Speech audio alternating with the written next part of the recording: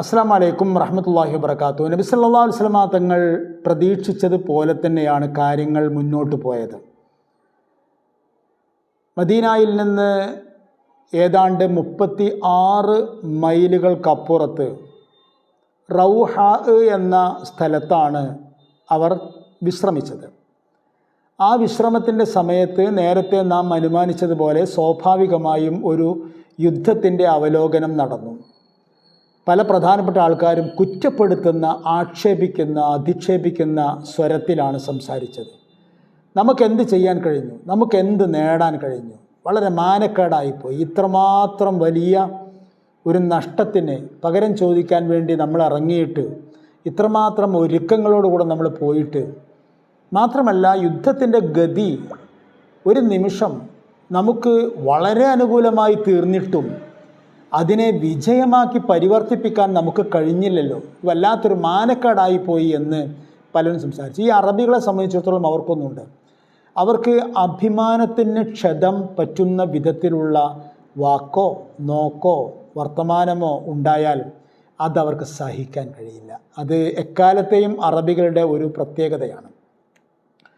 അത് കേട്ടതോടുകൂടെ ഒന്നോ രണ്ടോ ആളായിരിക്കും ഈ അഭിപ്രായം പരസ്യമായി തുറന്ന് പറഞ്ഞത്. പക്ഷേ അത് പറഞ്ഞപ്പോഴേക്ക് ക്യാമ്പിലെ ഏതാണ്ട് എല്ലാവരും, അല്ലെങ്കിൽ മഹാഭൂരിപക്ഷം ആൾക്കാരും അത് ശരിയാണ്, അത് ശരിയാണ്, അത് ശരിയാണ് എന്ന് പറഞ്ഞു. അപ്പോൾ ആ കൂട്ടത്തിൽ തന്നെ ഒരാൾ പറഞ്ഞു, അതുകൊണ്ട് എൻ്റെ അഭിപ്രായം നമ്മൾ ഇങ്ങനെ മടങ്ങി പോകേണ്ട എന്നാണ്.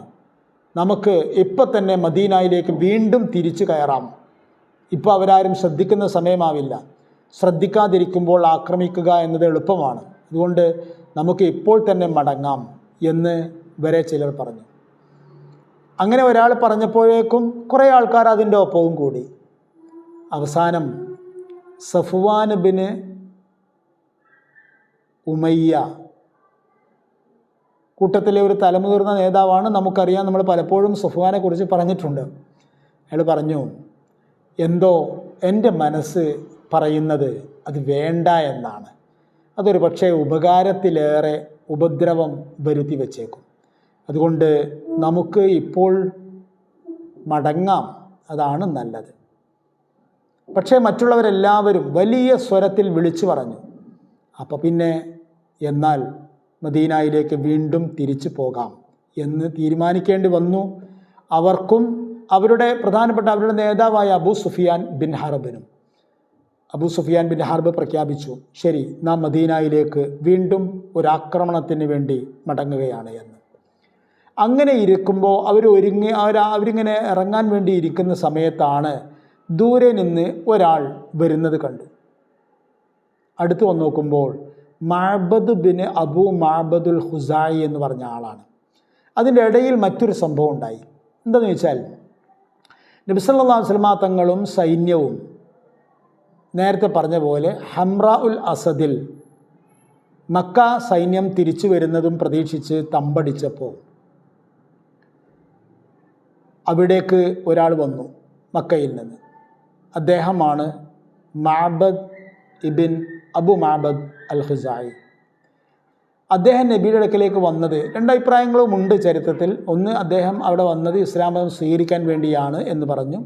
അല്ലെങ്കിൽ ഞാൻ നിങ്ങൾക്ക് വേണ്ട അനുശോചനം രേഖപ്പെടുത്താൻ വേണ്ടി വന്നതാണ് എന്ന്. കാരണം ഈ വാർത്ത അറേബ്യയിലാകെ പരന്നിരുന്നു, ഉഹദിൽ ഉണ്ടായ സംഭവങ്ങളൊക്കെ. ആ സംഭവങ്ങളുടെ ആ ദുഃഖം കേട്ടുകൊണ്ട് വന്നതാണ്. എന്തായിരുന്നാലും ഉള്ളിൻ്റെ ഉള്ളിൽ നബിയെ സ്നേഹിക്കുന്ന ഒരാളായിരുന്നു ഈ മഅബദ് എന്ന് പറഞ്ഞ ആൾ. അദ്ദേഹം വന്നുകൊണ്ട് നബിയോട് പറഞ്ഞു, ഹംറാവുൽ അസദിൽ ഇരിക്കുകയായിരുന്ന തമ്പടിച്ചിരുന്ന നബിയോട് പറഞ്ഞു, നബിയെ, ഞാൻ ഇസ്ലാം സ്വീകരിച്ച് വന്നിരിക്കുകയാണ്, ഞാൻ നിങ്ങളുടെ ഒരു ഗുണകാംക്ഷിയാണ്.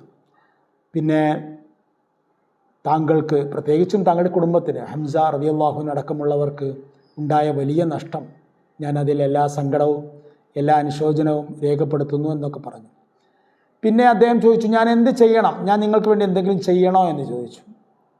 അപ്പോൾ നബി പറഞ്ഞു, വേണ്ട, പ്രത്യേകിച്ചൊന്നും ചെയ്യേണ്ടതില്ല. നോക്കൂ നബി, എന്നാൽ നീ ഇവിടെ നിൽക്ക്, എന്നിട്ട് ഞങ്ങളോടൊപ്പം, അഥവാ മക്ക സൈന്യം തിരിച്ചു വരികയാണെങ്കിൽ ഞങ്ങളോടൊപ്പം യുദ്ധത്തിൽ കൂട് എന്ന് നബി പറയുന്നില്ല. കാരണം ഇത് ഉഹദിൻ്റെ ബാക്കിയാണ്.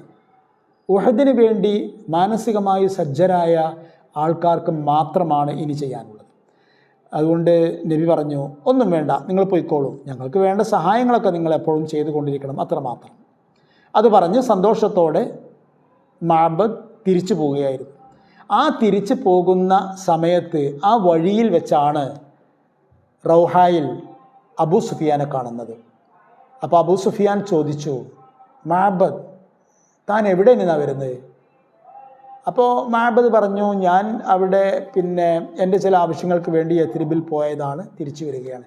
ശരിക്കും മഅബദും അബൂ മഅബദും ഉമ്മു മഅബദും ഒന്നും മക്കയിലെ താമസക്കാരല്ല, മറിച്ച് മക്കയുടെയും മദീനയുടെയും ഇടയിലുള്ള മരുഭൂമിയിൽ വാസിക്കുന്ന ആൾക്കാരാണ്. അപ്പോൾ സ്വാഭാവികമായും അവർ മക്കയിലേക്ക് പോകും, എന്നതുപോലെ മദീനയിലേക്കും പോകും അവരുടെ ആവശ്യങ്ങൾക്ക്.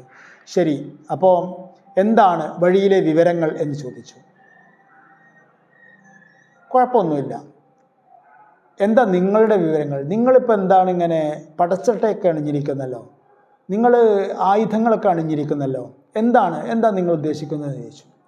അപ്പോൾ അബൂ സുഫിയാൻ പറഞ്ഞു, ഞങ്ങൾ ഈ മാനഹാനിയുമായി ഈ മാനക്കേടുമായി മക്കയിലേക്ക് തിരിച്ചു പോകാൻ ഉദ്ദേശിക്കുന്നില്ല, ഞങ്ങൾ വീണ്ടും മദീനയിലേക്ക് പോവുകയാണ്. അപ്പോൾ മഅബദ് പറഞ്ഞു, എന്നാൽ സത്യം കേട്ടോളൂ, ഹംറാ ഉൽ അസദിൽ, അതായത് തൊട്ടടുത്ത് തന്നെ മുഹമ്മദും സൈന്യവും നിങ്ങൾക്ക് വേണ്ടി നിങ്ങൾക്കെതിരെ തമ്പടിച്ചിട്ടുണ്ട്. ലം അറ മിത്ലഹു ഖത്തു, അങ്ങനെ ഒരു സൈനിക സന്നാഹം ഞാൻ ഇതുവരെ കണ്ടിട്ടില്ല. അതുകൊണ്ട് ഞാൻ നിങ്ങളോടൊരു ഉപദേശം ചെയ്യട്ടെ. എന്താണ് നിനക്ക് പറയാനുള്ളത്? നിങ്ങളിപ്പോൾ മടങ്ങേണ്ട എന്നാണ് പറയാനുള്ളത്. അത് കേട്ടതോടുകൂടെ മക്ക സൈന്യത്തിൻ്റെ ആത്മവീര്യം ചോർന്നുപോയി. അവർ നേരെ മക്കയിലേക്ക് തന്നെ പോയി.